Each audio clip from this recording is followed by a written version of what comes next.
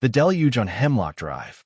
At 3 a.m., Priscilla Abernathy, former president of the Hemlock Drive Estates Association, stood ankle-deep in frigid, churning water, the rain lashing at her face. Screaming into her iPhone, its screen flickered erratically, mirroring the chaos around her. Her pristine silver Lexus, the epitome of suburban status, bobbed gently against Mrs. Henderson's prize-winning rose bushes, a surreal, unwanted aquatic addition to the already devastated landscape.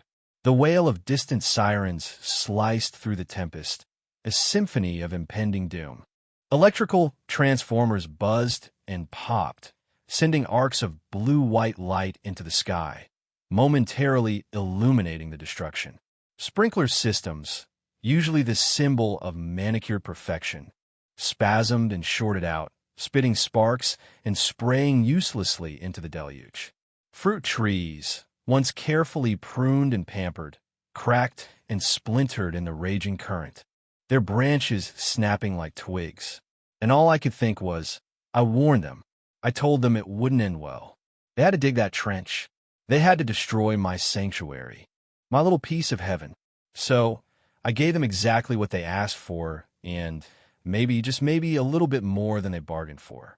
You're probably sitting there, scratching your head, wondering how on earth things escalated to this level of biblical proportions. Well, let me rewind the clock, take you back a few months to a time when everything was still green and peaceful, at least on my side of the fence. Literally, my backyard was my sanctuary, my slice of peace and quiet in an increasingly noisy and judgmental world. I lived just beyond the iron fist grip of the Hemlock Drive Estates Association on a modest patch of unincorporated land that, thankfully, didn't fall under their ever-watchful, ever-critical gaze. I'd built my house with my own two hands, fueled by sheer stubbornness and a shoestring budget. It wasn't exactly featured in Architectural Digest, but it was home. More importantly, the back of my property bordered their pristine, perfectly cookie-cutter suburbia. Their manicured lawns ended abruptly at my weathered, old wooden fence.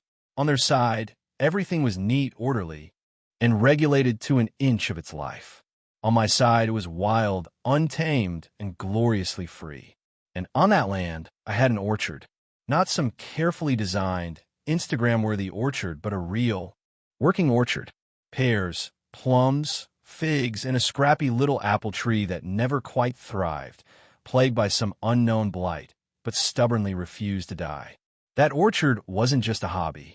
It was my legacy, my therapy, a place to lose myself when the world became too loud, too demanding, too much. The scent of the blossoms in spring, the buzzing of the bees, the taste of a sun-ripened plum warm from the tree. It was pure, unadulterated joy. But apparently, to some, it was an eyesore, an affront to their perfectly planned existence. Enter Priscilla Abernathy, president of the Hemlock Drive Estates Association. Yes, that was her real name. I know, it sounds like something ripped straight out of a bad satire, but there she was, clipboard and all, a walking, talking caricature of suburban entitlement. Priscilla had the kind of permanent squint that made you feel like you were perpetually under scrutiny, as if she was constantly mentally cataloging your flaws, from your landscaping choices to your life decisions. She never officially introduced herself. She didn't need to. I knew exactly who she was the second I found the first HOA newsletter stuffed, quite illegally I might add, into my mailbox. The glossy paper screamed with meticulously worded pronouncements about lawn height, acceptable mailbox colors, and the grave dangers of unapproved holiday decorations. It was a window into a world I had deliberately avoided. Most of the time, we ignored each other. I stayed on my side of the fence. She stayed on hers. It was a fragile truce, built on mutual avoidance. Until, of course, the puddle. It was February, a long, relentlessly rainy stretch that turned the far end of their subdivision into a shallow, stagnant lake. Any reasonable person could see it was due to poor grading during construction and a complete failure of their drainage system. The water had nowhere to go but up, transforming perfectly manicured lawns into murky swamps. But instead of addressing their own mistakes, taking responsibility for their shoddy infrastructure, Priscilla and her equally obnoxious sidekick, a weaselly little man named Bartholomew Bart Higgins from Loft 14, yes, they actually numbered their apartments like that, decided to blame me. Or rather, my orchard. According to their convoluted logic, my modest irrigation system, carefully calibrated to provide just enough water to my trees, was somehow responsible for increased groundwater retention. This, they claimed, caused the catastrophic flooding in Mrs. Henderson's prize-winning petunia patch and, subsequently, her perpetually damp basement. I found out about their crackpot theory in the most HOA way possible, a passive-aggressive email blast to the neighborhood Google group, complete with strategically placed exclamation points and an almost palpable air of superiority. My address was bolded in all caps, contributing non-compliant water flow source, followed by a string of increasingly hysterical accusations. At first, I laughed. It was so absurd, so pathetically transparent. But then came a trench. One morning, I stepped outside with my coffee, the steam curling around my face in the crisp morning air, and found a backhoe straddling the property line. The metallic behemoth roared to life, its engine spewing black smoke into the otherwise pristine sky. Men in bright orange reflective vests, looking remarkably like invading aliens, were busily digging a trench along the border, carving deep into the earth with ruthless efficiency. The line of destruction ran straight into my orchard, an ugly gash in the landscape. The backhoe's blades sliced through roots like they were delicate strands of spaghetti noodles. Two of my plum trees, heavy with the promise of spring blossoms, were nearly cut in half, their exposed roots gaping wounds in the soil. A fig tree, a gift from my grandmother, tilted at a pathetic angle, its roots ripped and exposed to the harsh winter air. 5 years of careful cultivation, years of nurturing and care, ruined in a matter of hours. My blood boiled. I stormed over to Priscilla's place, my hands shaking with a barely controlled rage. I grabbed my phone, thumbed the camera icon, and pressed record, my knuckles white as I held it steady. This needed to be documented, every sneering word, every self-righteous justification. She answered the door with her signature smugness, a glass of pale Chardonnay already in hand, even though it was barely 9 a.m. The woman clearly had a problem. "Why did your people trespass and destroy my orchard?" I asked, struggling to keep my voice even, to prevent it from rising into a screaming tirade. The effort was exhausting. "It's necessary maintenance," she replied smoothly, her eyes flicking dismissively over my disheveled appearance. "For the good of the community." "And when exactly did I give you permission to trench through my property?" I pressed, my voice rising in pitch despite my best efforts. "This isn't necessary maintenance. This is vandalism." "Oh, don't be so dramatic," she said with a dismissive wave of her hand, sloshing a bit of wine over the rim of her glass. "It's just landscaping. We're improving the drainage for everyone." I stood there in stunned silence, the camera shaking in my hand. "You kill my trees for landscaping?" "They're just trees," she'd said, sipping her Chardonnay as if she were discussing the weather. That was when I knew two things with absolute, unwavering certainty. Priscilla Abernathy had no soul, and this was going to get very, very ugly. I went through all the right channels. I took photos, meticulously documented everything. I contacted my insurance company, explained the situation with excruciating patience. I hired a lawyer, a perfectly nice, perfectly competent man named Mr. Davies, who listened politely to my story and then delivered the bad news. Technically, the trench was on their side of the boundary line, albeit barely. Suing them would cost me more than I could reasonably hope to recover.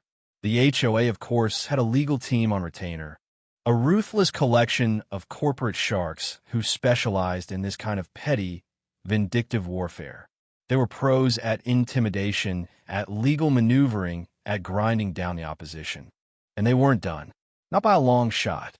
They started sending me official notices, accusing me of deliberately redirecting water towards their neighborhood. My humble irrigation setup, essentially a hose and a gravity-fed system, was now being labeled a malicious water management system, a sophisticated attempt to sabotage their community. They gave me 30 days to cease non-compliant activities, to dismantle my illegal irrigation network, to essentially apologize for the crime of owning an orchard. I laughed so hard I had to sit down, the absurdity of it all threatening to overwhelm me. But it wasn't funny when the trench they'd cut started causing real damage. With the next storm, which hit with the force of a small hurricane, erosion ate away more of my land. The exposed soil crumbled and slid into the trench, taking with it precious topsoil and the delicate roots of my remaining trees. Another 5 trees showed signs of stress, their leaves wilting and turning brown around the edges. One of my pear trees, a beautiful old specimen that had always been the pride of my orchard, collapsed entirely after a particularly bad night of wind and rain, its trunk snapping like a dry twig. I confronted them again. At an HOA meeting, I walked into that sterile community center, reeking of air freshener and suppressed rage, and tried to reason with them. I presented my evidence, showed them the photos of the damage, pleaded with them to see the impact of their actions. They called security to escort me out. 2 burly men in ill-fitting blazers physically dragged me from the room, their hands digging into my arms. As they shoved me out the door, Priscilla watched me with a triumphant smirk on her face. That was when something in me snapped. Not the angry, wild kind of snap, the kind that results in screaming and throwing things. No, this was the cold, methodical kind of snap. The kind that says, "Fine, you want to play dirty? Let's see how you like getting your hands covered in mud." The kind that says, "You want a flood? Let's make it rain."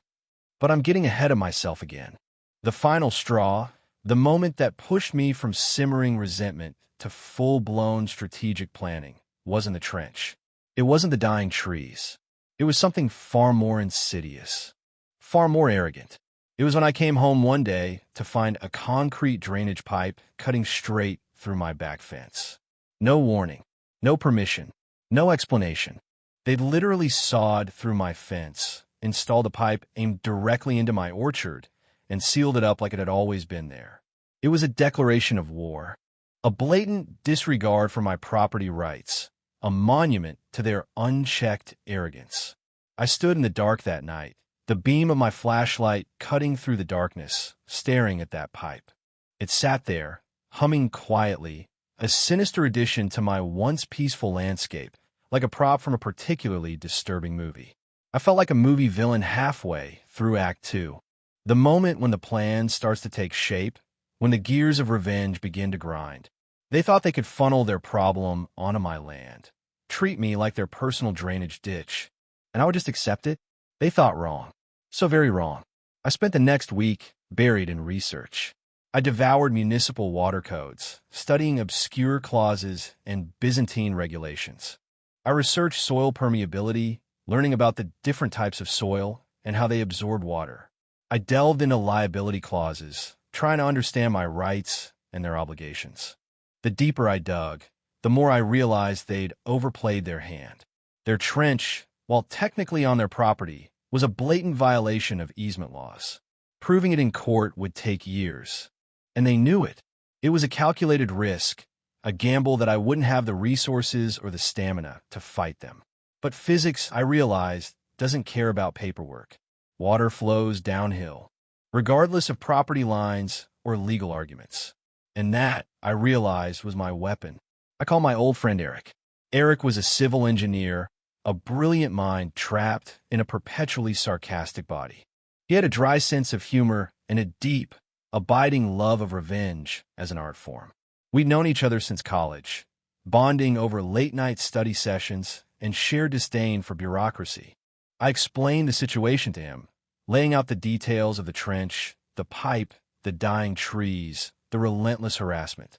He listened patiently, interjecting only with the occasional sarcastic comment. When I finished, he was quiet for a long time. I could practically hear the gears turning in his head, calculating, analyzing, strategizing. "You know," he finally said, his voice laced with amusement. "If they're going to use gravity against you, there's no reason you can't return the favor."